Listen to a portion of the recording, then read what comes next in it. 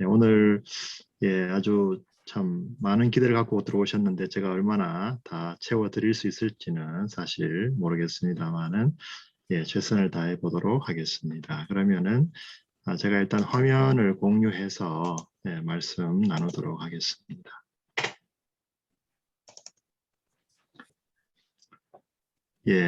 아무래도 이게 세계관적 그 의미를 생각하니까 이제 세계관에 대해서 뭐 여러 가지 서론적인 내용을 좀 말씀드려야 될 것 같은데요. 이것은 사실은 뭐 뷰에서도 많이 강의했던 내용들이고 지금 한동대에서도 강의하고 있습니다만은 그래도 간략하게 말씀드리는 게 도움이 안 되겠나 싶습니다. 세계관이라는 단어 자체가 먼저 나온 것은 독일 철학자들이 먼저 만들었다는 거 아마 대부분 잘 아실 것 같고요. 여기 벨트 아인샤웅이라는 단어가 독일의 관념 철학자들에 의해서 시작이 되었는데 이것을 아브라함 카이퍼가 이 베럴드 앤 레이번스베스하웅이라는 단어를 이제 쓰기 시작하면서 성경적 세계관으로 정립되기 시작했다. 그렇게 말씀드릴 수 있겠습니다. 그래서 카이퍼가 쓴 여러 책들이 있지만 가령 그 허메이네 흐라치 그 일반 은총론이라는 책에 보시면은 우리가 많이 알고 있는 문화 명령이라든지 세계관이라든지 성경적인 그 세계관의 중요한 내용들이 많이 담겨 있는 것을 이제 보실 수 있고요. 최근에는 그 카이퍼의 책들이 이제 미국에서 특별히 그 그랜드 래피드 쪽에 있는 그 액튼 인스티튜트에서 계속해서 지금 번역을 하고 있더라고요. 그래서 앞으로는 이제 카이퍼의 책들을 더 많이 보실 수 있을 것 같고 우리나라에서도 최근에 또 많이 번역이 되고 있습니다. 그리고 저도 사실은 이제 최근에 번역한 것이 카이퍼가 제일 마지막에 쓴 책이 두 권이 있는데요. 그게 이제 안티 레볼루치오네르 슈타트쿤데라고 해서 반혁명적 정치학이라고 하는 어쩌면 그분이 제일 이제 그 세상을 떠나시기 전에 쓰신 제일 중요한 두 권의 책인데 첫째 권은 이제 제가 초역을 다 마친 상태고 아마 곧 이제 출판이 될 것 같습니다. 거기에는 국가학이라고 해서 이제 정치적 관점에서 본 그런 여러 가지 세계관적인 요소들도 있고 또 그 당시 100년 전의 상황들에 대해서 또 그분이 어떻게 그 네덜란드에서 반혁명당이라고 하는 정당을 시작할 수 있었는지 그 반혁명당의 원리인 그 켈빈주의적 원리에 대해서도 아주 자세하게 설명되어 있습니다. 750페이지 되는 그런 아주 방대한 책이었는데요. 뭐 이분이 워낙 그 참 학문적인 깊이가 있는 분이었기 때문에 네덜란드어로 쓰셨지만 인용을 할 때는 뭐 독일어, 영어, 불어, 뭐 이태리어, 뭐 또 뭐 히브리어, 그리스어, 라틴어까지 막 자유자재로 인용을 하셔서 아주 그 참 번역하기가 쉽지 않았습니다만은 제가 그걸 한번 해보니까 정말 이분의 사상이 얼마나 대단한가 하는 것을 다시 한번 깨달을 수가 있었습니다. 이것이 영어권으로 넘어오면서 이제 기독교 세계관이라는 그런 운동도 일어나게 되었고 또 우리나라에도 들어오게 되었고 지금도 계속 많은 그 후진들이 활동을 하고 있는데 뭐 단순히 뭐 교회나 학교뿐만 아니고 정당이나 기업이나 여러 분야에서 계속해서 이 기독교적인 세계관을 각 영역에 적용하려고 하는 노력들을 하는 것을 볼 수가 있었습니다. 혹시 거기에 관심이 있으신 분들은 그 웹사이트가 하나 있는데요. All of Life Redeemed라고 하는 웹사이트가 있습니다. 한 단어로 쓰시면 되는데요. All of Life Redeemed .co.uk인데요. 거기에 들어가시면 거의 다 보실 수 있겠습니다. 뭐 그 다음에는 뭐 산스크리트어라는 세 개라는 단어가 있고 우리말에도 세 개가 있는데 시간과 공간을 동시에 포함한다 하는 의미가 되겠습니다. 그래서 세계관의 정의라는 것들은 뭐 이런 것들이 있다. 그냥 여러분 보시면 다 아실 수 있을 것 같아서 지나가겠고요. 제가 이제 Our Daily Bread에서 본 좋은 또 디보션이 하나 있었는데요. 이 말에다가 이렇게 홀스 마스크를 씌웠더라고요. 우리도 요즘은 이제 그 코비드-19 때문에 계속 이제 마스크를 쓰지 않습니까? 근데 그 마스크의 그 펑션이 세계관과 비슷하다는 생각을 하게 되었습니다. 여기 보시면은 이 말이 이렇게 눈도 가리고 귀도 가린 것 같지만 실제로 말이 그 눈으로 앞면을 보거나 주인의 그 소리를 듣는 데는 아무 이상이 없습니다. 다만 이렇게 씌운 것은 잘못된 그 곤충이나 해충들이 이 말의 눈이나 귀를 공격해서 말이 이제 블라인드가 되거나 이렇게 해를 입지 않도록 보호해 주는 거거든요. 여기 마스크도 마찬가지죠. 네, 그래서 이것을 세계관으로 보면 우리가 이 세계관의 필터를 통해서 하나님의 말씀도 바로 이해할 수 있고 또 오히려 세상도 더 정확하게 볼 수 있다. 네, 그렇게 생각할 수 있을 것 같습니다. 그래서 그 깔뱅의 후계자들을 보면 특별히 네덜란드에 그 많은 그 자연과학자들이 있었는데 그 카이퍼가 그 프린스턴에서 명예 법학 박사 학위를 받으면서 했던 그 칼빈주의 강연의 제 4장에 보시면 Calvinism and Science라고 하는 그 강의를 했습니다. 거기에 보시면은 어떻게 이 학문과 신앙이 통합이 되는가에 대해서 잘 설명하는데 그 첫 번째가 이 켈빈주의적 세계관이 학문에 대한 사랑을 회복시켰다라고 강조하면서 그 예로 이제 네덜란드가 제일 먼저 세웠던 그 라이든 대학을 들고 있습니다. 그 라이든 대학교가 이제 네덜란드가 스페인으로부터 독립해서 이제 세워졌는데요. 그러면서 그 대학으로부터 수많은 이제 자연과학자들이 아주 세계적인 업적을 낳기 시작하는데 이론적으로뿐만 아니고 또 실제적으로 자연과학에 필요한 최초의 현미경, 또 천문학을 연구하는 데 필요한 최초의 망원경, 그리고 최초의 온도계, 이 세 가지가 다 네덜란드에서 발명이 되거든요. 그러면서 인체 해부학이라든지 또 동물학, 곤충학, 의학, 기타 뭐 물리학 이런 모든 학문 분야에서 네덜란드가 16세기 후반부터 17세기까지는 황금 시대라고 해서 세계에서 가장 최고의 그 업적을 낳기 시작하는 것을 볼 수가 있습니다. 이것은 이제 가이퍼가 역사적인 그 팩트로 또 객관적인 사실로 이야기를 하면서 이것이 바로 그 켈빈의 그 세계관, 하나님의 그 창조에 대한 주권의 그 세계관이 밑받침이 되었기 때문에 가능했다라고 아주 설득력 있게 강조하고 있고, 그래서 하나님을 이해할 때 우리가 성경 말씀은 특별한 계시지만 자연이라고 하는 일반 계시, 그리고 그 자연을 우리가 학문이라는 수단을 통해서 이해할수록 우리가 하나님을 더 잘 이해할 수 있다는 안경의 비유를 통해서 하나는 성경, 또 하나는 전공 학문, 이 두 개를 통해서 우리가 하나님도 더 잘 이해하게 되고 하나님이 만드신 세상도 더 잘 이해하게 된다. 이렇게 아주 그 설득력 있게 적어놓은 것을 보실 수가 있겠습니다. 네, 세계관의 내용은 뭐 네 가지가 주로 많이 이제 언급되는 내용들인데요. 이것을 여기서 다 설명해 드릴 수는 없을 것 같고요.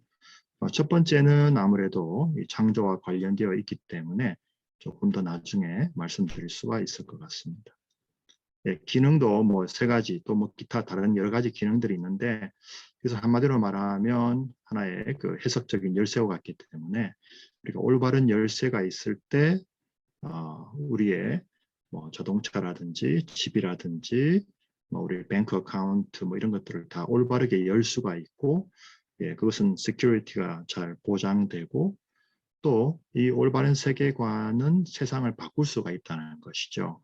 트랜스포메이셔널 파워라고 할 수 있는데요. 저는 거기에 대해서 뭐 여러 가지 예를 들 수 있습니다만은 독일의 예를 하나 든다면 그 독일의 제2의 마틴 루터라고 하는 분이 한 분이 계시는데요. 그 헤르만 아우구스트 아우구스트 헤르만 프랑케라는 그런 그 분입니다. 이분이 그 라입치히에서 신학으로 공부를 하셨는데 처음에는 그 독일의 경건주의 영향을 많이 받으신 분이기 때문에 그 할레라는 지역에 가셔가지고 시골에서 목회를 시작하셨댔어요. 그 당시는 뭐 종교 전쟁이라든가 뭐 흑사병이라든가 이런 재난이 많이 겹쳐서 아주 어려운 시기였거든요. 그런데 그 아버지들이 대부분 많이 돌아가셨고 살아 계시는 분들도 뭐 도덕적으로 아주 타락해 있던 그런 시기였는데 이분이 이제 교육을 통해서 이제 그 도시를 변화시키기 시작하죠. 그래서 처음에는 이제 고아들을 모아다가 학교를 세워서 이제 학교를 시작했는데 그리고 교회에서 계속 그 교육의 강조성, 부모의 책임 이런 것들을 강조하면서 이제 성도들을 이제 깨우기 시작했고 이제 그것이 점점 더 커지면서 많은 또 헌금이 들어왔었어요. 그래서 학교를 세웠고 그 다음에는 이제 이 애들이 크니까 중고등학교, 김나지움도 세우고 레알슐레도 세우고 직업훈련도 시키고 또 대학은 거기 할레 대학에 이미 마틴 루터 유니버시티가 있었기 때문에 거기서 또 강의도 하시고 그 다음에 기독 교사들을 양성해가지고 그분들을 통해서 학생들 다시 가르치게 하면서 점점 이 교육 전체 그 캠퍼스가 커졌습니다. 아주 커져가지고 학교만 세운 것이 아니라 그 당시에 이제 병원들, 뭐 약국들, 의료시설들, 그 다음에 기숙사들, 그 다음에 여학생들을 위한 최초의 학교, 그 다음에 칸슈타인 성서공회를 통해서 성경을 가장 많이 출판을 하게 되고 이렇게 아주 큰 사역을 시작하게 되니까 그 당시에 이제 그 할레가 속해 있던 나라가 프로이센이라는 나라였는데 그 왕이 직접 와서 보고 감동을 받아서 왕실에서 모든 예산을 대주고 그 성경적 세계관에 입각한 경건주의적 교육을 통해서 수많은 인재들이 거기서 이제 배출되는 걸 볼 수가 있거든요. 근데 그것이 결국은 나중에 프로이센이 독일을 통일하게 되고 통일된 독일의 교육의 시스템이 바로 이 할레에서 시작된 것을 볼 수가 있습니다. 그래서 이 세계관과 교육이 통합되었을 때 얼마나 놀라운 변화를 일으키시는가를 저는 자신 있게 말씀드릴 수가 있고요. 그래서 그분의 모토 중에 하나가 Changing the world by changing the people. 그렇게 말씀을 강조를 했고요. 거기서 나왔던 많은 인물들이 있는데 여러분 잘 아는 그 영국의 브리스톨에서 고아원 사역했던 조지 뮬러 이분도 원래 이 할레 출신이고 또 헤른후트 공동체를 만들었던 진젠도르프 백작 이분도 할레 출신이고 또 세계 선교도 여기에서 가장 활발하게 일어나게 되고 인도에 제일 먼저 갔던 바돌로메오 지겐발크 선교사 그리고 우리나라에 왔던 최초의 선교사였던 칼 귀츠라프 이런 분들이 다 이 할레 출신들입니다. 그래서 정말 그 기독교 세계관은 단순히 성경적 세계관을 이해하는 데서 그치는 것이 아니고 오히려 칼 막스가 자본론에서 말했던 것처럼 세상을 그냥 해석하는 데서 끝나는 게 아니라 이제는 세상을 바꾸어야 되는 그런 기능이 있는데 그걸 우리가 그 마르크시스트처럼 그렇게 해서는 안 되고 성경적인 방법으로 교육을 통해서 한다면 얼마든지 가능하다는 것을 저는 독일의 그 사례가 잘 보여주지 않는가 이렇게 생각을 하게 됩니다. 그 다음에는 이제 세계관의 유형인데요. 이것은 뭐 자연 중심, 인간 중심, 하나님 중심 보시면 다 잘 아실 수 있는 것들이기 때문에 그냥 보시고 넘어가도록 하겠습니다. 주로 이제 제가 가장 많이 이제 학생들에게 보여주는 영화가 이 첫 번째 영화가 이건데요. 이것은 왜 제가 보여드리느냐 하면은 이 잘못된 세계관이 얼마나 무서운 결과를 낳는가 하는 것이죠.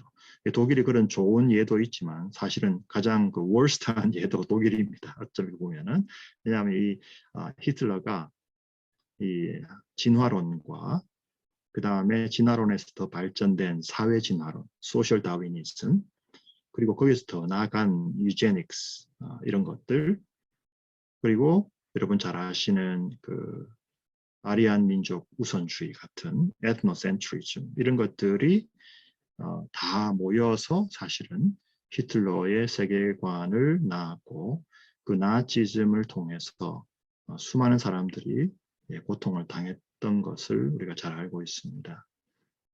제가 사실은 이제 유튜브에 그 트레일러를 다 오픈시켜 놓았는데 그 영상을 보여드리는 것이 좋을지 안 좋을지 제가 자신이 없네요. 근데 굉장히 좀 이렇게 보시기 좀 어려운 그런 좀 장면들이 많이 나오기 때문에 좀 충격적인 장면들도 많이 나옵니다만은 핵심은 이것이 그 베를린 벙커, 지하 벙커에서 그 2차 대전이 끝나는 마지막 한 주간 동쪽에는 러시아 군인들이 이제 복제어 들어오고 있고 서쪽에는 연합군들이 거의 다 이제 베를린을 함락시키는 그 과정 속에서도 히틀러는 자기가 지금도 전쟁에 이기고 있다고 착각하고 있고 하지만 이제 참모들은 이제 종말을 느끼고 있기 때문에 스스로 생명을 포기하고 마지막 가족들과 그 마지막 그 디너를 함께 하면서 술탄을 터뜨려서 자폭해버리고 또 아이들을 지하 벙커에다 모아놓고는 하루 어떤 저녁에는 그 비타민이라고 약을 주면서 다 먹여서 그 다음날 아이들이 다 죽어버리고 자기 아내를 직접 총으로 쏘고 뭐 이런 그런 비극적인 일들이 계속해서 일어나는 것을 볼 수가 있습니다. 그래서 이 뭐 여러분이 원하시면 얼마든지 그 한글 자막도 있는 영화를 보실 수가 있는데 이 독일 사람들이 자기 나라가 망하는 것을 이렇게 아주 날카롭게 비판적으로 영화를 만들었다는 것 자체가 좀 그만큼 철저하게 그 과거를 반성한다는 의미가 있는 것 같고요. 그리고 이 세계관이 잘못되면 얼마나 무서운 결과를 낳을 수 있는가를 잘 보여주는다는 차원에서 저는 교육적인 의미가 있다.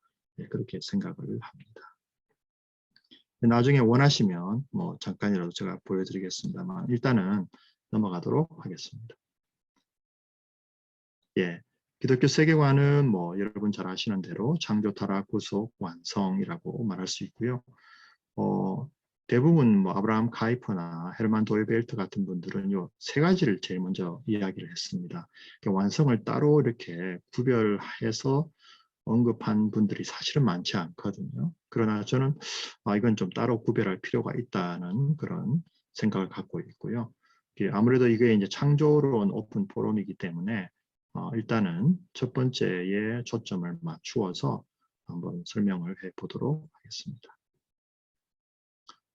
예, 여기서 이제 제일 요약을 잘 했다고 말할 수 있는 말씀이 로마서 11장 36절이죠. 바울 사도가 그 하나님의 경륜에 대해서 설명한 후에 결론적으로 하는 말씀이 만물의 기원과 과정과 목적이 다 주님에게 있다 하는 것을 이야기를 합니다.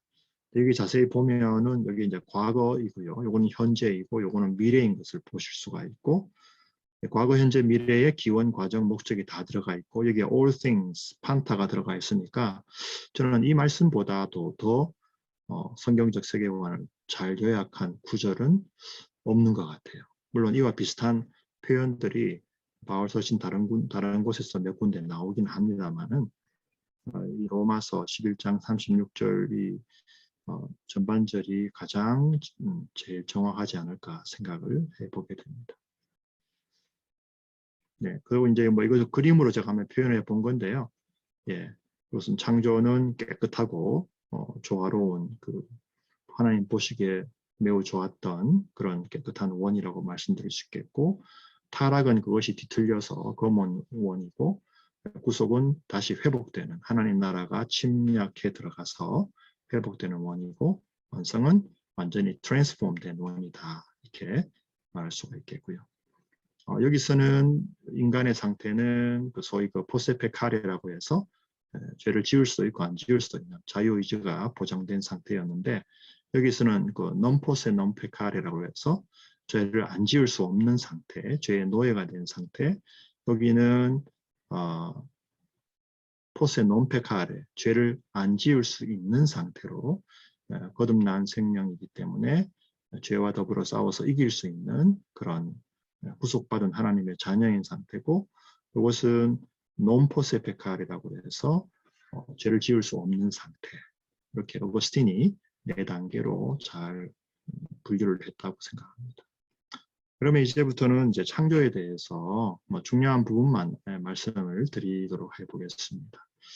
창조를 말할 때 보통 우리가 하나님이 세상을 만드셨다 그렇게 말하지만 중간에 이제 이 법이라는 게 있다는 것이죠. 여기 이제 헤르만 도이벨트가 제일 강조했던 사상이기 때문에 그분의 사상을 이제 법 철학 사상이다 이렇게 말하는데, 여기서 법은 인간이 만든 법이 아니고 창조의 법이다 그렇게 말할 수가 있겠습니다.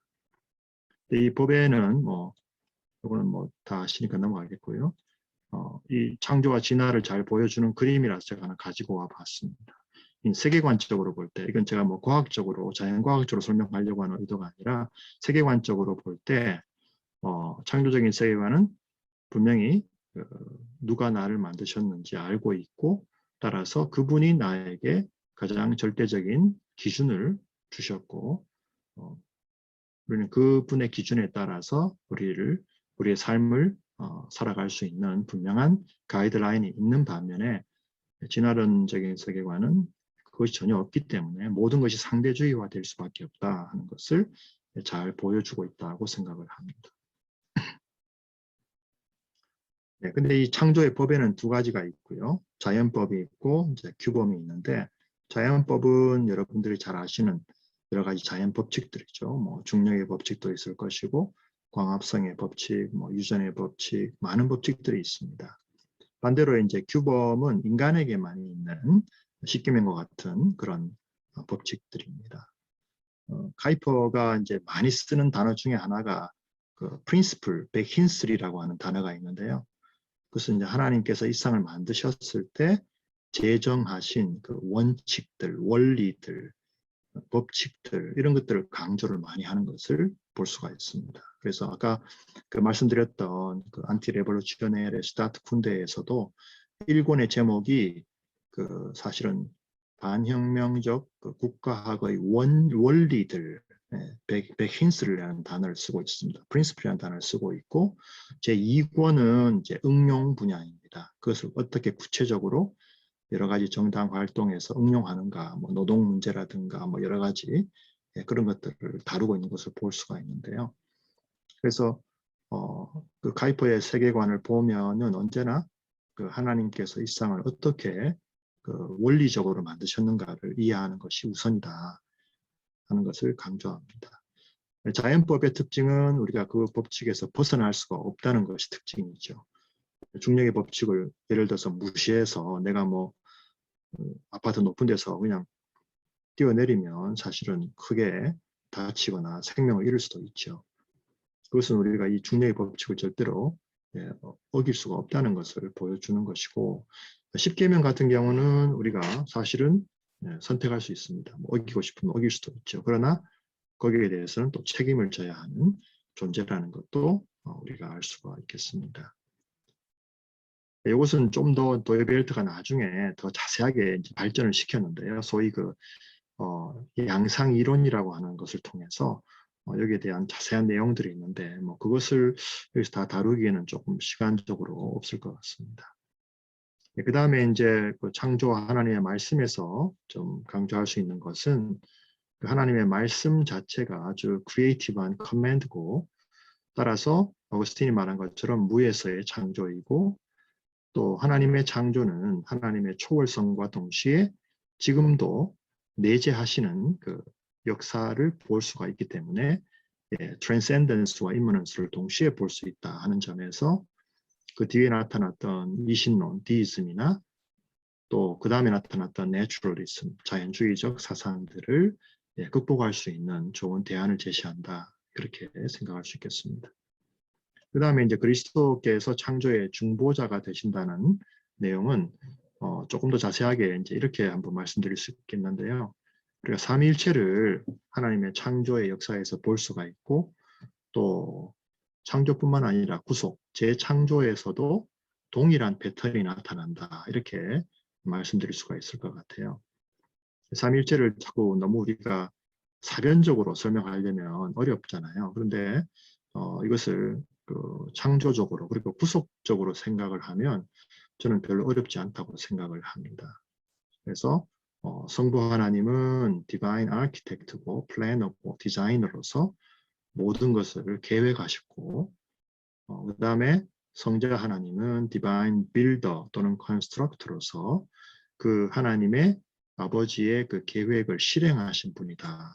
그리고 성령 하나님은 디바인 아티스트로서 이제 처음에 그 케이오스를 이제 코스모스로 포매팅을 하시고 또 마지막에 아담에게 생명을 불어넣으심으로써 창조 사역을 완성하시는 그런 모습을 볼 수가 있는데 동일한 목적을 가지고 우리 삼위 하나님께서 협력하시는 모델을 볼 수가 있고 그런 면에서 이제 그리스도가 창조의 중보자다 하는 것을 말씀드릴 수가 있겠습니다. 우리도 이제 건물을 지을 때 그렇게 하지 않습니까? 건축회사에서 설계 도면이 나오면은 시공사에서 그 도면을 보고 짓는 것이고 다 지었으면 이제 마지막으로 그 안에 뭐 가구도 넣고 인테리어를 하고 여러 가지 이제 전기 시설이라든가 이런 거 다 이제 해야 우리가 원하는 건물로 사용할 수가 있는 것처럼 말이죠. 그래서 저는 이 창조 사역 속에 얼마든지 이 삼위일체 하나님의 모습을 우리가 볼 수 있고 잠언 8장에도 보면 그런 말씀들이 많이 나오고요. 에베소서 1장에도 보면은 이제 재창조, 즉 구속에도 성부 하나님이 예정하셨다. 그리고 성자 하나님 예수님께서 이 땅에 오셔서 그 구속 사역을 이루셨다.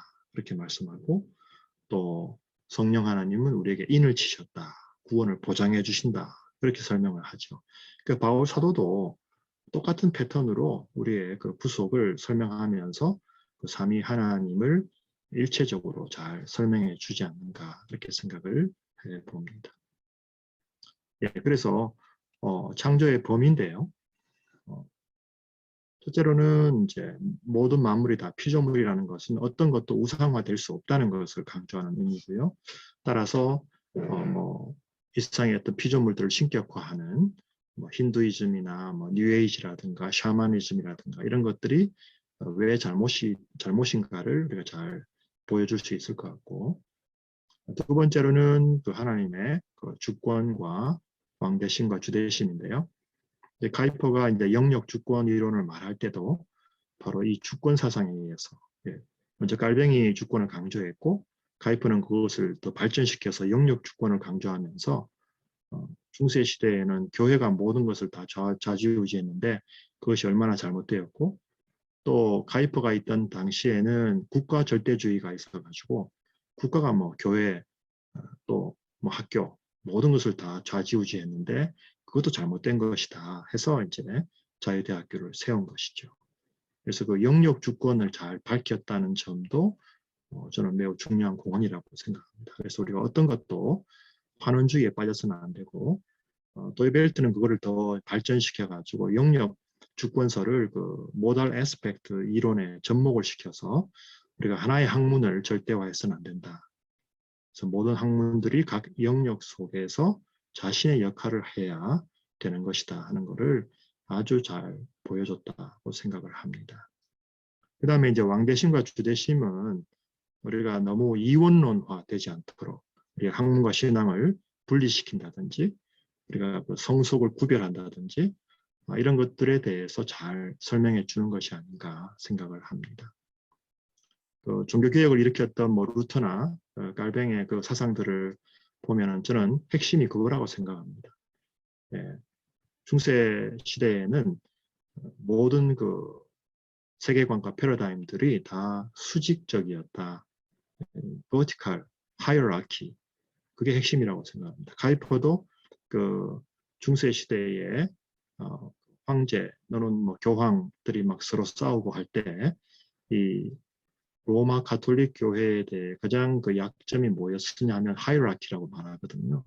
예, 너무 인간을 절대화하고 또 수직적인 사회였기 때문에 위계 질서가 너무 강했기 때문에 결국은 그것은 오래 갈 수가 없었다. 지속적이지 않았다는 것을 강조했고 반면에 이제 마틴 루터가 등장하면서 만인 제사장설, 우리 모든 성도들이 다 하나님 앞에서 왕 같은 제사장이라는 것은 그야말로 그 수직적인 패러다임을 수평적인 평등한 시민 사회로 완전히 패러다임 시프트를 해버리는 그 놀라운 변화였기 때문에 그것은 아주 혁명적인 사건이다 이렇게 말할 수가 있겠고, 그것은 철저하게 성경적이다 그렇게 말할 수가 있겠습니다.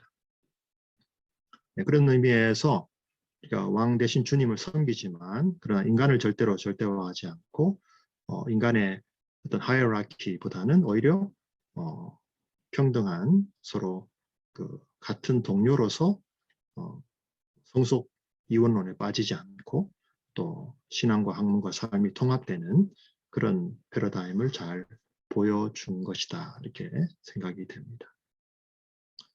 그 다음에 창조의 계시성은 뭐 여러분 다 잘 아시기 때문에 제가 설명을 안 해도 될 것 같습니다. 모든 작품은 그 작품을 만드신 분의 모습을 보여준다는 의미에서 일반적인 계시적 차원이라고 말씀드릴 수가 있겠죠. 그 다음에 이거는 제가 이제 좀 지나가는 이야기로 학생들에게 재밌으라고 하는 이야기입니다만은 하나님께서 이렇게 다양한 동물들을 만드시고 아담에게 이제 이름을 지으라고 쭉 이제 지나가게 하시잖아요. 근데 우리가 좀 빠뜨리기 쉬운 점이 하나 있다고 저는 생각을 했습니다. 뭐냐면은 이런 동물들을 가만히 보면은 참 어메이징하다고도 말할 수도 있지만 조금 더 이렇게 좀 우리 아이들 같은 마음으로 보면은 굉장히 좀 코믹하다는 생각이 들었어요. 유머러스하다는 것이죠. 그래서 어떤 기린은 목이 길고, 코끼리는 코가 길고, 악어는 입이 길고, 토끼는 귀가 길고, 굉장히 하나님께서 재미있게 만드셨다. 우리를 웃게 만드셨다. 그렇게 생각이 됩니다. 그런 의미에서 참 하나님은 유머도 많으신 분이다. 이렇게 한번 우리가 생각해 봐도 되지 않을까. 주님의 창조가 우리에게 참 큰 유머와 기쁨도 주신다. 그런 생각도 한번 해보았습니다. 그 다음에는 조금 더 이제 중요한 포인트라고 말씀드릴 수가 있겠는데요. 창조는 단순히 닫힌 세계관이 아니라 이제 오픈된 오픈 시스템이라는 것을 강조하는데, 이것은 대부분의 다른 세계관들은 다 하나의 인과율에 갇혀져 있는, 닫혀져 있는 세계관으로 보는 의미에서 매우 독특하다 저는 생각을 합니다. 그래서 이것이 완전히 finished product가 아니라 수많은 잠재성을 가지고 있는 세계로 우리에게 주셨고, 따라서 우리가 생육하고 번성하면서 그것을 잘 다스리고 또 2장 15절 창세기에 있는 말씀대로 그것을 잘 발전시키면서 보존하라는 두 가지 동시에 그 생태적인 명령도 주셨기 때문에 이 말씀을 잘 이해하는 것이 저는 우리 인간의 아이덴티티도 이해하는 데 매우 중요하다고 생각합니다. 그래서 인간은 이 말씀에 대한 응답적 존재로 지음을 받았고, 하나님께서 우리를 통해서 우리가 그 하나님의 창조의 코워커로서 또 리스폰서블한 그 스튜어드로서 창조가 완성으로 나아갈 수 있도록 함께 우리를 그 사역에 초청하셨다. 그렇게 볼 수 있다고 생각을 합니다. 성경에 보면 동산이 시작되었지만 나중에는 예루살렘 성으로 완성이 되는 것을 볼 수가 있으니까요. 그래서 아주 다이내믹하면서도 저절로 되는 것이 아니라 우리 인간을 통해서 이루어진다고 생각을 하는 것이죠. 그래서 이제 제가 이제 이거를 전체적으로 보여드리면 그 하나님의 말씀에 대해서 우리가 응답을 하게 되는데 뭐 순종할 수도 있고 불순종할 수도 있고, 그러나 그에 대해서 책임을 져야 된다는 게 이제 영어적인 표현이고요. 여기도 보면 책임이라는 단어가 응답할 수 있는 능력이라는 의미인 것을 볼 수가 있고, 반대로 이제 독일어나 네덜란드 말에 보면은 이 하나님의 말씀이라는 이 볼트라는 단어가 계속해서 나타나는 걸 보실 수가 있죠. 그래서 언제나 우리의 삶의 중심이 하나님의 말씀이라는 걸 우리가 다시 한번 생각하게 되고, 그 말씀에 대해서 우리가 응답하는 삶이고 또 그 말씀에 대해서 우리가 책임을 져야 된다 하는 것을 우리가 이 세계관을 통해서 알 수 있지 않을까. 그래서 이제 스튜어드라는 단어도 이제 오이코노모스인데, 이것은 하나님의 집에서 법칙, 하나님의 집의 법칙, 우주의 법칙, 세상의 법칙을 우리가 이해하면 할수록 올바른 더 책임의식을 가지고 청지기 직분으로 살아갈 수가 있다. 학문의 제사장으로 또 여러분이 섬기시는 분야에서 그렇게 살아가실 수 있지 않을까 생각을 했습니다.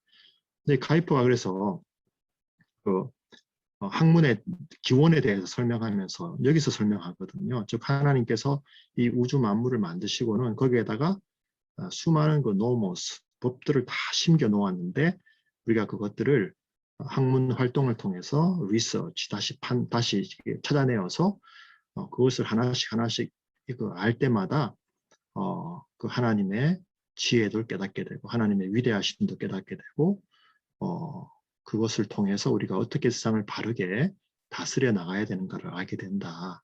네, 그런 의미에서 학문은 그 창조적 세계관에서 기원하고 그것이 어떤 중세적 세계관이나 또 다른 잘못된 그런 학문관에 우리가 빠져서는 안 된다는 것을 아주 잘 설명하고 있습니다. 특별히 그 아까 말씀드렸던 그 칼빈주의 강론 제4장에서 그런 내용들을 아주 깊이 있게 잘 설명하고 있습니다.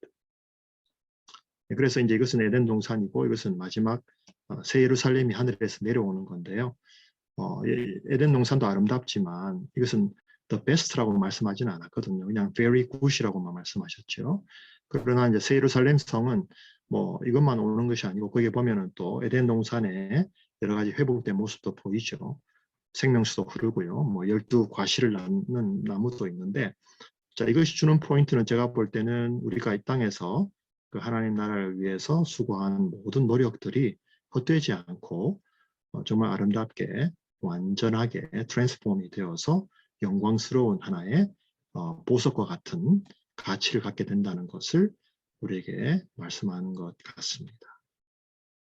그 다음에는 이제 창조적인 세계관 속에도 이제 역사관과 시간관이 있는데 뭐 힌두교나 불교나 또 뉴에이지나 뭐 심지어 유교도 다 순환론적인 시간관이지만 우리는 그 나선형적인 시간관, 직선적이고 알파가 있으면 오메가가 있고 처음이 있으면 나중이 있고 시작이 있으면 끝이 있다. 그래서 이 모든 그 시작과 끝의 주인은 주님이시다는 것을 보여주고 있고요. 그런 의미에서 창조는 완성을 지향한다라고 말할 수가 있겠습니다. 그 다음에는 이제 창조의 언약성인데요.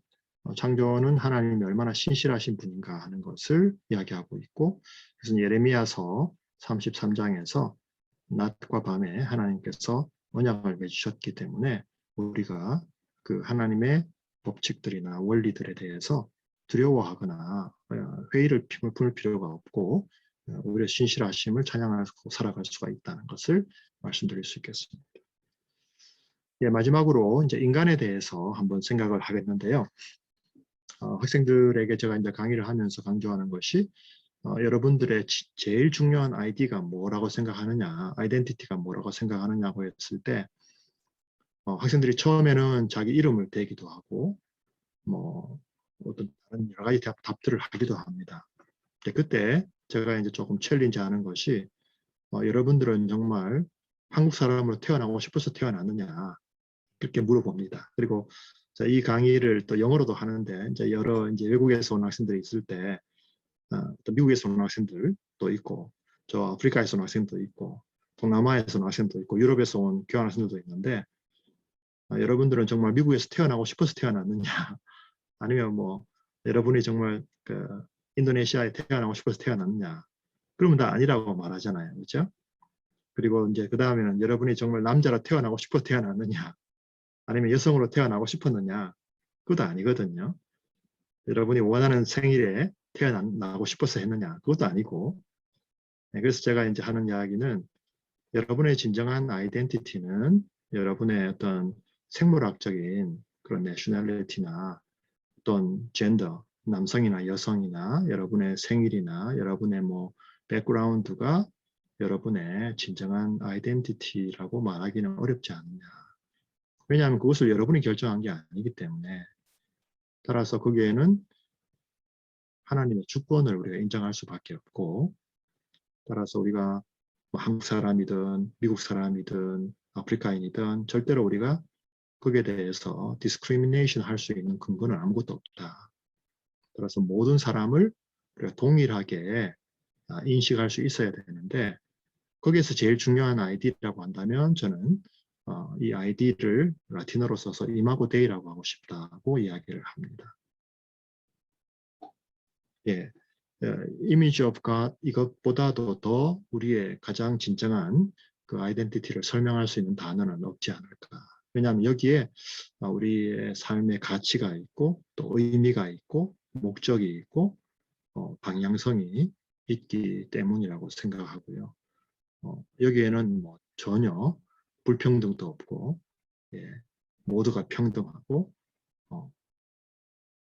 우리 인간의 삶의 목적을 가장 잘 알려주는 것이 아닌가 생각을 합니다. 근데 이것을 이제 삼위일체 하나님과 비교를 하는 이유는 우리 아까 말씀드린 대로 하나님은 한 분이시지만 삼위로 존재하시듯이 우리 인간도 남성과 여성이 만나서 이제 한 몸을 이루지 않습니까? 그게 두 인격체이지만 우리는 한 몸이라고 부르죠. 삼위일체도 세 인격체이지만 사실은 한 몸이라고 부르는 거거든요. 그래서 우리가 부부가 되는 원리도 사실은 우리 하나님을 닮은 것이다. 하나님의 사역의 패턴을 닮은 것이고 따라서 남편과 아내가 함께 서로 협력해서 주님의 그 뜻을 이루어 드리는 것이 우리의 삶이고 그것이 또 확장되면 교회죠. 교회도 주님의 한 몸이라고 말하잖아요. 지체는 많지만 지체는 아주 다양하고 얼마든지 우리가 다이버시티를 인정할 수 있지만 동시에 또 유니티가 있고 그건 주님의 한 몸이라고 말하기 때문에 그 커뮤니티라는 단어도 그렇고요. 커뮤니언이라는 단어도 그렇고 우리가 다양성과 또 유니티를 동시에 잘 이해할 수 있는 부분이 아닌가 생각을 해보게 됩니다. 그 외에는 뭐 우리가 하나님을 닮았다는 것은 그 여러 가지 도덕적인 속성들을 닮았다 이렇게 말씀드릴 수 있고 그것을 통해서 하나님께 영광을 돌리고 또 이 세상에 이웃들을 섬기고 또 하나님 나라의 관점에서 하나님의 그 뜻을 이루어 가면서 더 발전시켜 나가는 그런 의미를 생각할 수 있지 않을까 생각해 보았습니다. 뭐 이거는 그냥 간단한 결론인데요. 예, 창조는 매우 좋았다. 그것이 결론입니다. 그리고 그 창조 안에 우리 인간의 그 가장 중요한 아이덴티티가 이미 잘 나와 있다는 것을 말씀드리고요. 따라서 우리가 이 창조적 세계관을 바로 이해할수록 우리가 그 성경적 세계관 전체를 이해하는데 매우 중요한 하나의 그 키가 된다. 그렇게 말씀드릴 수가 있겠습니다. 예, 제가 너무 많은 시간을 쓴 것 같은데요. 제 이야기는 뭐 이 정도로 마무리를 하고 오히려 서로 디스커션을 하면서 또 좋은 대화를 나누었으면 좋겠습니다. 이상 마치겠습니다. 감사합니다.